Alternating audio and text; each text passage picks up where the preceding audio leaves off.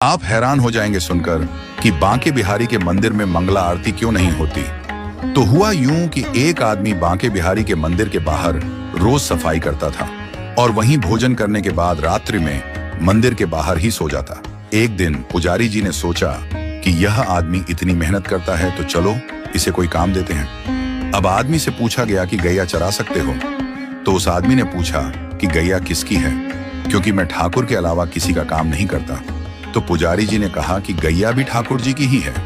तो उसने कहा मैं कर दूंगा। तो पुजारी जी ने कहा कि तुम कल से गैया लेकर जाना और तुम्हें भोजन भी वहां जंगल में ही मिल जाएगा। अगले दिन वो गैया लेकर गया और गैया चराने लगा।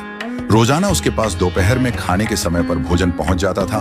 अब एक दिन क्या हुआ कि भोजन के समय पर भोजन नहीं आया, तो भूख की वजह से वह आदमी चिंता में आ गया। सोचने लगा कि जाकर पुजारी जी से शिकायत करूंगा और बहुत गुस्सा होने लगा।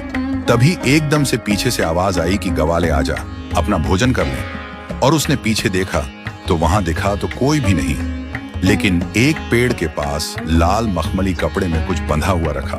वह गवाला वहां गया और जाकर देखा कि वहां तो भोजन रखा हुआ है। उसने उस कपड़े को खोला तो देखा कि 56 भोग तरह तरह का भोजन उस मखमली कपड़े में रखा हुआ था। तो गवाले ने सोचा कि आज भोजन बहुत ज्यादा बना है, तो बनाने में थोड़ा समय लग गया होगा, इसलिए देरी हो गई। लेकिन फिर भी उसने कहा कि आज कोई आदमी दिखाई नहीं दे रहा है जो भोजन लेकर आया, तो कहीं ऐसा तो नहीं कि ठाकुर जी खुद ही भोजन लेकर आए हों। क्योंकि वह कृष्ण का इतना अनन्य भक्ता था तो उसे विश्वास था कि कृष्ण कभी भी उसके पास आ सकते हैं। उसने आराम से भोजन किया और वो लाल कपड़े में सारे बर्तन बांध करके शाम को पुजारी जी के पास पहुंचा और जाकर बोलता है, पुजारी जी आज आपका कोई आदमी भोजन देने नहीं आया। मुझे लगता है कि आज ठाकुर जी खुद भोजन देने आए। पुजारी जी बोले कि आज तो भोजन बना ही नहीं, क्योंकि आज तो एकादशी का दिन है, आज तो व्रत है सबका। और पुजारी जी ने देखा उसके हाथ में लाल मखमली कपड़े में जो बर्तन है वो वही बर्तन है जिसमें रोज ठाकुर जी का भोग लगता है। तो पुजारी जी ने पूछा कि कोई भी तुम्हें भोजन देने नहीं आया? आदमी बोला नहीं, मुझे तो एक आवाज आई थी, ग्वाले भोजन कर ले। पुजारी जी को पता चल गया कि आज ठाकुर जी स्वयं इसके लिए भोजन लेकर गए। तो पुजारी जी ने सोचा कि ठाकुर जी का इतना अनन्य भक्त है तो इसको मंदिर से दूर नहीं भेजना चाहिए।